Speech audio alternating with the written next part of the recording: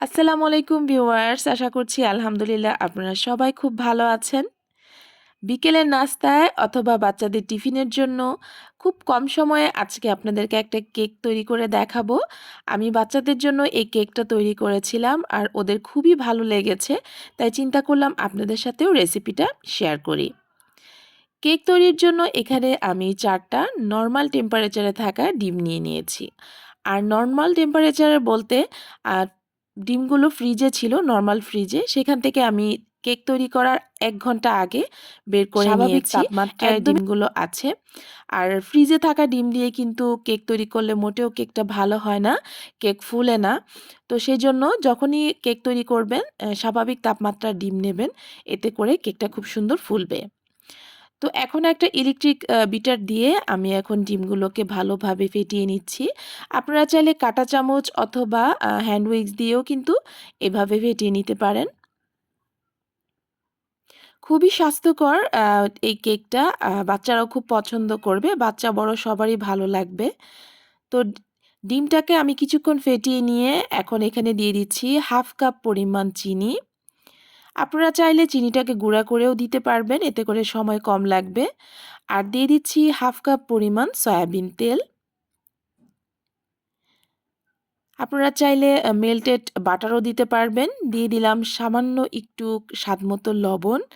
আপনারা চাইলে লবণটা স্কিপ করতে পারেন। আমি যেকোনো মিষ্টি খাবারে লবণটা পছন্দ করি, তাই এখানে সামান্য একটু লবণ অ্যাড করেছি।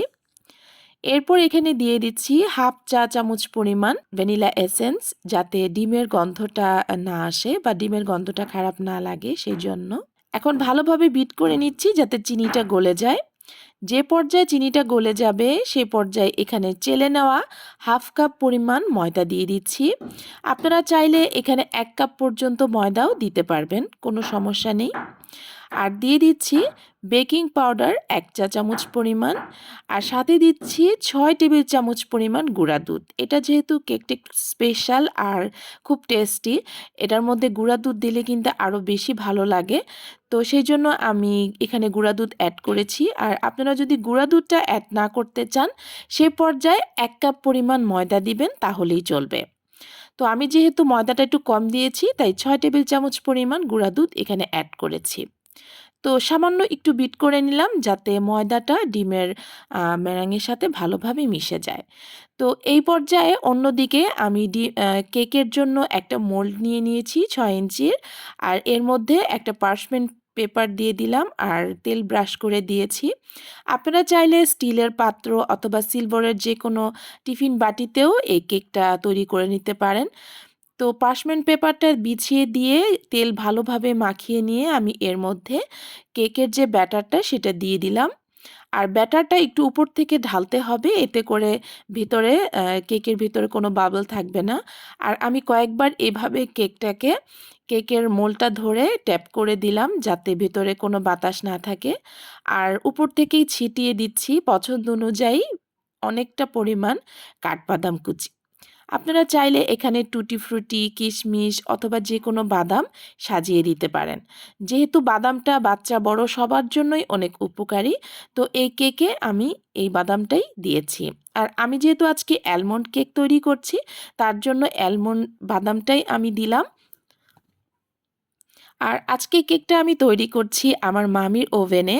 তো সেইখানে আমি 5 মিনিটের জন্য আগে প্রিহিট করে রেখেছিলাম। এরপর 170 ডিগ্রি সেলসিয়াসে 35 মিনিটের জন্য বেক করেছি। এরপর কেকটা গরম গরম থাকা অবস্থায় আনমোল্ড করে নিলাম। এবার কেকটাকে ভালোভাবে কাগজ থেকে ছাড়িয়ে নিয়ে এরকম পেপার দিয়ে বা পলিথিন দিয়ে ভালো করে পেঁচিয়ে রেখেছি গরম অবস্থায়। এইভাবে আমি 10 থেকে 15 মিনিট রেখে দিব। এতে করে কেকটা খুব সুন্দর সফট থাকবে। তো এখন কেকটা আমি খুলে নিচ্ছি। কেকটা কিন্তু এই পর্যায়ে কুসুম গরম আছে। এখনই কেকটা কেটে খাওয়া যাবে। আর কেকটা খুব সুন্দর মাশাআল্লাহ সফট হয়েছে। আর এরকম বাদাম ভরা কেক দিলে কিন্তু বাচ্চারা খুবই খুশি হয়। তো আপনারা চেষ্টা করবেন এরকম কেক তৈরি করে ওদেরকে দিতে। এটা খুবই পুষ্টিকর।